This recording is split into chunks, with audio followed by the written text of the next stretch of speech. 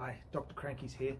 Hey, we've left these pumps out for you to use if you need to get your tyres pumped up. I'll show you quickly how to use them. And this type here, which has a gauge on it, and it's got a thing called a smart head on it. 2 holes, a big one and a small one. The big one's for schrader, the small one's for presta. And there's the locking mechanism. Again, take the valve cap off, unhook the hose. On it goes on the big one, push that valve down so it stays out, and then we'll pump up. And this one, oh, that didn't go through, so I need to push that on harder until it goes psh, and hear a bit of air.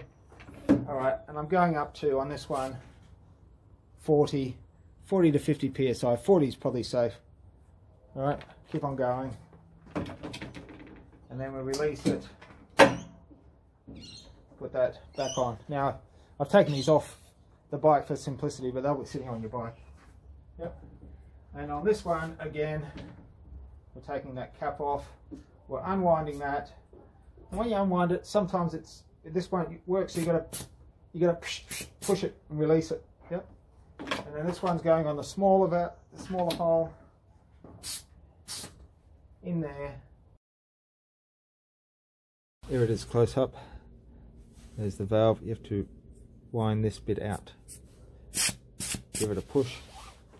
And we have the valve head. We go for the small one. It's on there. Pull the lever back. And then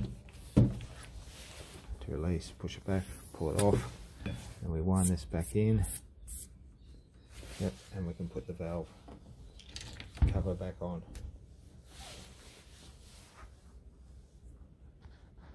Push it up, bang, bang, bang. And for that one, you want to go to 60 or 70, or sometimes even 80 or 90, but 60, 70 will get you home. Take that off.